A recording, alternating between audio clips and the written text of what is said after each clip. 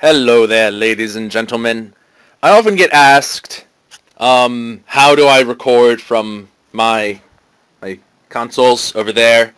And a lot of the stuff I'm doing right now is, sorry, shaky camera. A lot of stuff I'm doing right now is from PC, which is very simply, fraps, very straightforward. But I decided, what better way to show how I record from my consoles than to show you my Game Capture HD by the AverMedia company. This is a very neat little device. I might be mistaken. I've been mistaken about stuff like this before. But I think this might be the first capture device. This is not software. This is a physical thing. This might be the first capture thing specifically designed for video games. There's stuff like, you might be able to see I have my Dazzle there under my TV. There have been other things that have been made for just general purpose, but this is the first one I've found that's specifically made for gaming. I already have the outside box off because I tried a few times to do this with one hand, and this is very snugly fit into this, and I just cannot get it out with one hand. No, get out of the shot. Go away. This, you can see, plain white box, nothing special. It was sealed closed, but I opened it to make sure everything was here. On the top, there's a quick guide. It basically just says, hey, plug things in when you're plugging it in. This is how plugs work. Are you aware of how plugs work? If you don't, you might need to see some doctor or something. Important. Power on the game console. Turn the game on if you want to record it. Here we have the device itself. It still has this little protective film on the top because I haven't actually taken that off yet. As you can see, it's pretty sizable. It's certainly larger than any other recording hardware thing I've seen. And it's also, one thing that struck me when I first picked it up was it's very light. I think that might be because there's actually, this bottom panel comes off and there's a place there for a solid-state hard drive. And what's really nice is it has this little toggle thing so you can put two different size hard drives in it. It's not limited to just, a single size. You can't really see that because the focus on this camera is a little bit weird. But it does say 9.5 and 12.5. Not very good with hard drives, so I'm not entirely sure what that means, but I'm sure there's someone out there who will tell me. Yep. It's very solid, though. I'm impressed. No rattling. There are no loose parts. There's two buttons in the front for power and record. There's also a USB port, so you can put in thumb drives or USB drives if you don't want to record to a solid hard drive in the bottom. And rest of the box, power supply. You know what a power supply looks like, so I'm not going to open this. It's just a plug with a wire. Over here, read me first. This was actually in the bottom of this thing. It just says, this is how you put a hard drive in. Don't take the hard drive out when it's on. That's probably a good idea. Adapter. This plugs into this thing, so you can plug it into the wall. I'm sure they made it separate, so they didn't have to make completely different power adapters for different countries. See, I have the little two-prong United States thing, but I'm sure different places have different ones. This is what I was most impressed with when I got this game. This is not a game. Come on, talking. This, I don't know how well you can see it through the bag, but this is actually a component cable. Component is the one with the weird colors. It's the one that's high def, but not red, white, yellow. Yeah, whatever. But it's got universal adapters on the end. You can see there's a real big one there. Kind of see it on the camera. That is for the Xbox 360. Then there's also a PlayStation 3 and a Wii plug. So included with the device is the adapter that you're going to need to record with the device, which is really, really nice. I wish more things would do that. I remember when I got my Dazzle, it took me like 5 hours to track down everything we were going to need. Under this little fold-out panel, got a little remote. Really, the only thing I can really think this would be useful for is to turn it on from a distance, and you have record and screenshot. I think you can play and pause what you've recorded directly from the device, but I'm not sure. I haven't actually hooked this thing up yet. some other buttons that do things, a selector thing that does other things. Not entirely sure what they all do. And here's the audio plug. They give you an audio out. And we have a... there you can see the colors that I was talking about. I'm colorblind, so I'm not entirely sure what those are. But this is a male-to-male to go from the back of the device to your television.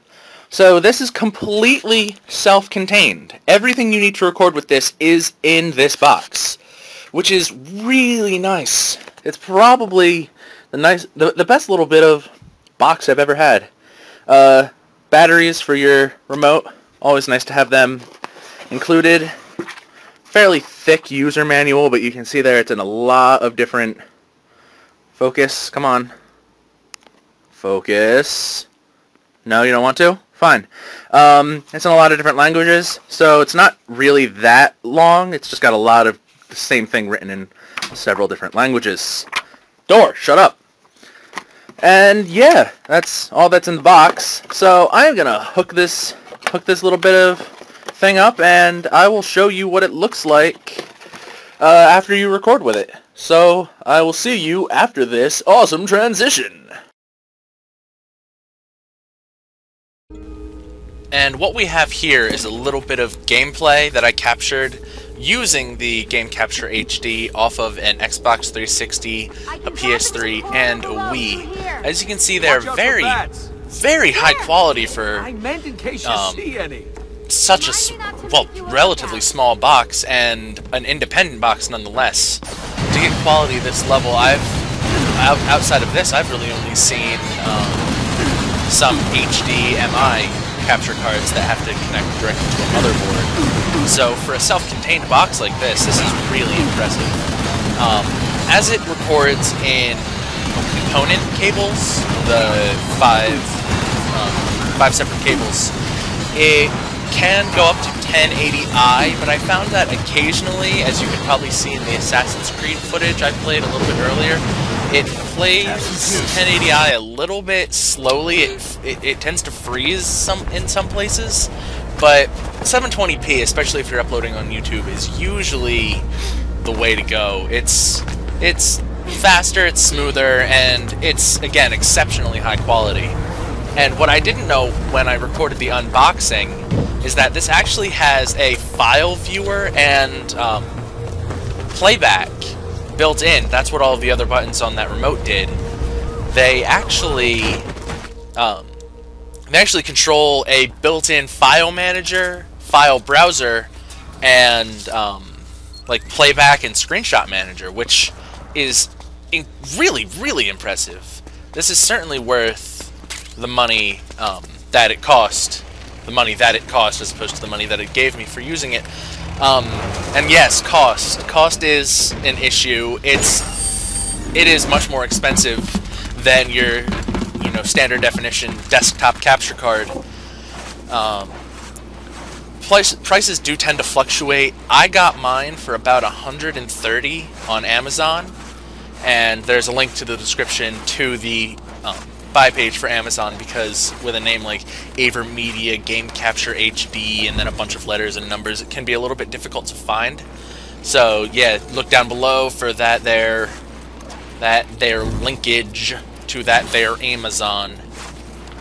And another thing you might be wondering is, yes, if you use an internal hard drive, the one that I showed goes into the bottom, you can actually use the onboard file manager to move videos from that inboard hard drive to a thumb drive or a USB drive.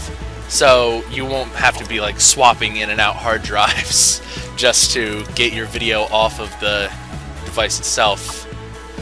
But yeah, outside of that, it has almost no lag.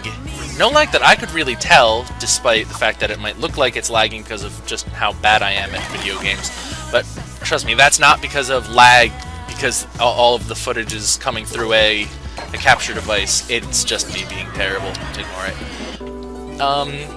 Yeah, definitely way high quality, and definitely recommended. 2 thumbs up. Are there still thumbs up on YouTube?